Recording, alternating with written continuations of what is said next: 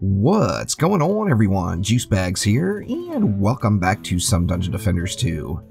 Today I wanted to take a quick moment and talk about hero stats, as the stats on your hero will all affect your attacks in different ways, and it's important to know what stat affects what. And I know that a lot of newer players coming to the game are kind of confused, particularly with hero damage and ability power, as far as what does what. So if you open up your character sheet and you look at these 8 numbers directly below your shards listed here, these are the stats we're going to be talking about. Now first off, in the top left, we've got your armor. Now your armor is pretty self-explanatory. The higher your armor, the less amount of damage you're going to take. All in all, this stat is generally ignored by most players, as you know, of course, it's hard to find an item that's got perfect stats all the way across, so most players will generally focus their hero damage, ability power, or hero health stat on a piece of gear a lot more than they would the armor stat. However, you don't want to completely ignore your armor, as the greater your armor, the lower the amount of damage you're going to take. Now moving right along to hero health. Hero health is a number that scales differently with each individual hero. A lot of them are the same. However, each hero is going to get a different benefit from it.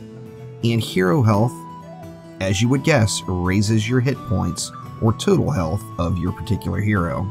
As we see on the monk here, I've got 67,803 hero health, and that converts into 813,633 actual health or hit points. Now, moving right along to the big two, we've got hero damage and ability power.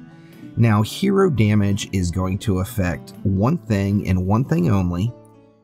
Ability power is going to affect one thing and one thing only, unless you have some sort of a shard or a mod that's going to augment that. Of course, a shard or a mod, it will be listed on the mod or shard exactly what it does, so you can know exactly what benefit you're getting based off of these two stats. Now, taking a look at the hero damage is referring to your primary attacks. You've got 2 primary attacks. On the monk here, we've got our left click or right trigger, and then we've got our alternate fire, which is a right click or our left trigger. These 2 attacks are 100% going to only be affected by hero damage unless you have some sort of a mod or shard to augment that. So if you're a hero that likes to shoot or likes to get up and hack and slash to get the pew pew on, hero damage might be the ability for you. Or the stat for you, I should say. Now moving right along to ability power. Just like hero damage is only going to affect your primary attacks, ability power is only going to affect your abilities. So on my monk, ability power will make my pole smash harder, my chi blast for more, and it makes the boost heal for more. The hero damage that you get from heroic wave is a set amount. It can be augmented by a shard. However, more ability power does not mean more of a boost. What it does mean is the heal generated from that boost is going to be more.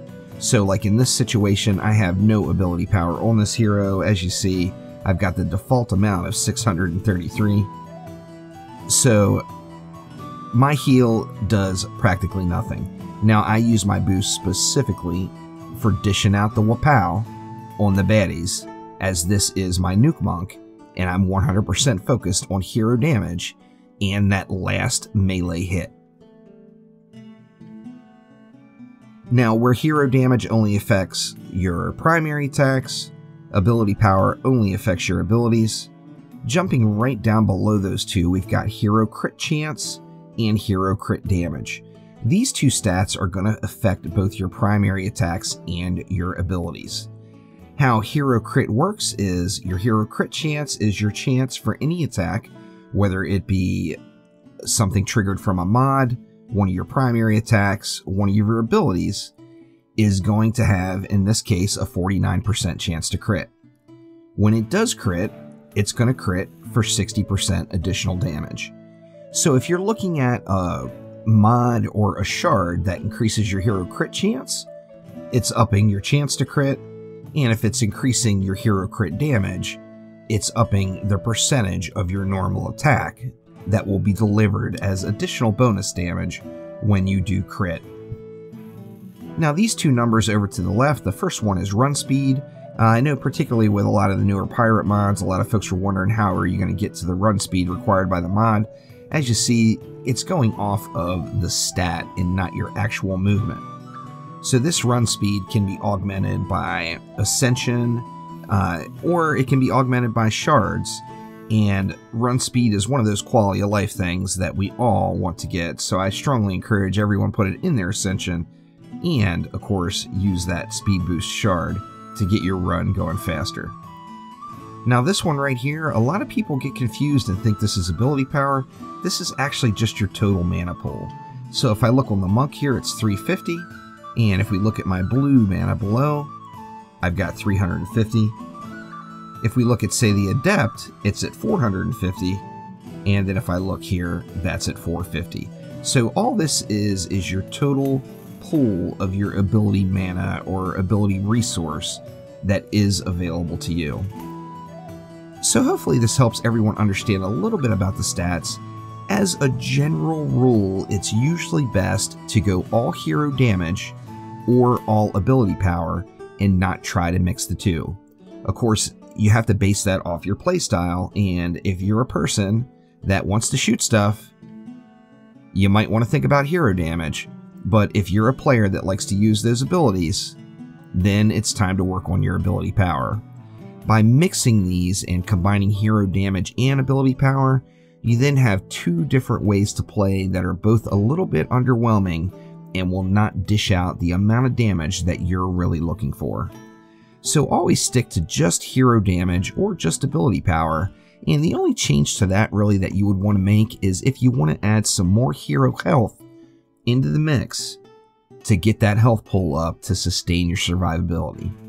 But all hero damage or all ability power is all I do my heroes now, and for example like the monk, that's where the Ascension comes in.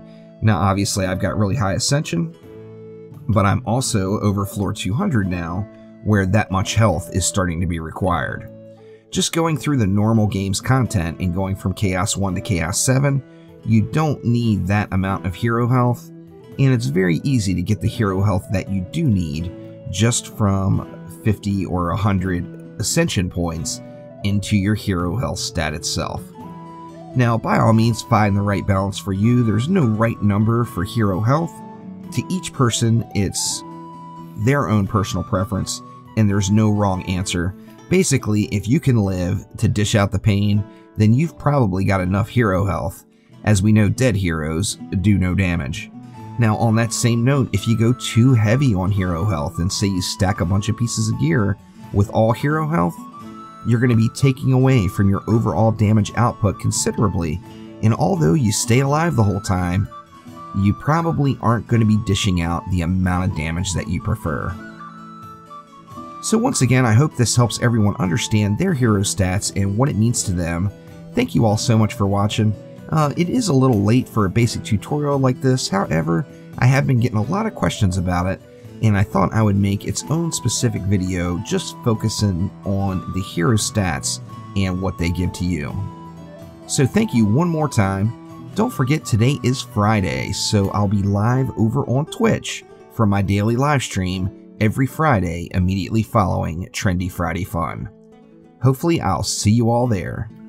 Take it easy.